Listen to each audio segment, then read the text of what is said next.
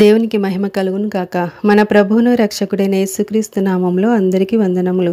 ఈరోజు పరిశుద్ధ గ్రంథంలోని వాక్య పఠనము యెర్మీయా 11వ అధ్యాయము 15వ వచనం నుండి 23వ వచనం వరకు. దుర్వ్యాపారము జరిగించిన నా ప్రియురాలికి నా మందిరముతో నిమిత్తమేమి, మ్రొక్కుబల్ల చేతను ప్రతిష్ఠిత మాంసము తినుట చేతను నీకు రావలసిన కీడు నీవు పోగొట్టుకొందువా?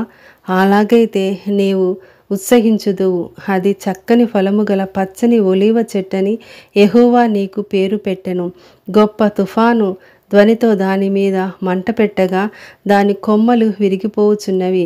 ఇశ్రాయేలు వంశస్థులను యూదా వంశస్థులను బయలునకు ధూపార్పణము చేసి నాకు కోపము పుట్టించుట చేత తమంతట తామే చేసిన చెడుతనమును బట్టి మిమ్మును నాటిన సైన్యములకు అధిపతియగు యెహోవా మీకు కీడు చేయ నిర్ణయించుకొని ఉన్నాడు.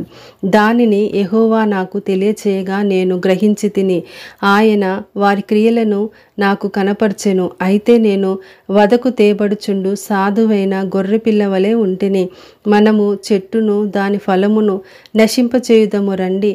వాని పేరు ఇకను జ్ఞాపకము చేయబడకపోవునట్లు బ్రతుకు వారిలో నుండకుండా వాని నిర్మూలము చేయుదుము రండని వారు నా మీద చేసిన దురాలోచనలను నేనెరుగకయుంటిని. నీతిని బట్టి తీర్పు తీర్చుచు జ్ఞానేంద్రియములను హృదయమును శోధించువాడు సైన్యములకు అధిపతియగు యెహోవాయే. యెహోవా నా వ్యాజ్య భారమును నీ మీదనే వేయుచున్నాను. వారికి నీవు చేయు ప్రతి దండనను నన్ను చూడనిమ్ము. కావున నీవు మా చేత చావకుండానట్లు యెహోవా నామమున ప్రవచింపకూడదని చెప్పు. అనాతోతు వారిని గూర్చి యెహోవా ఇట్లని సెలవిచ్చుచున్నాడు. సైన్యములకు అధిపతియగు యెహోవా వారిని గూర్చి సెలవిచ్చినదేమనగా, నేను వారిని శిక్షింపబోచున్నాను. వారి యవనులు ఖడ్గము చేత చంపబడెదరు.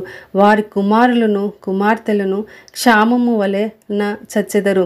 వారికి శేషమేమియు లేకపోవును. నేను వారిని దర్శించు సంవత్సరమున అనాతోతు కీడును వారి మీదికి రప్పింతును. ఆమేన్.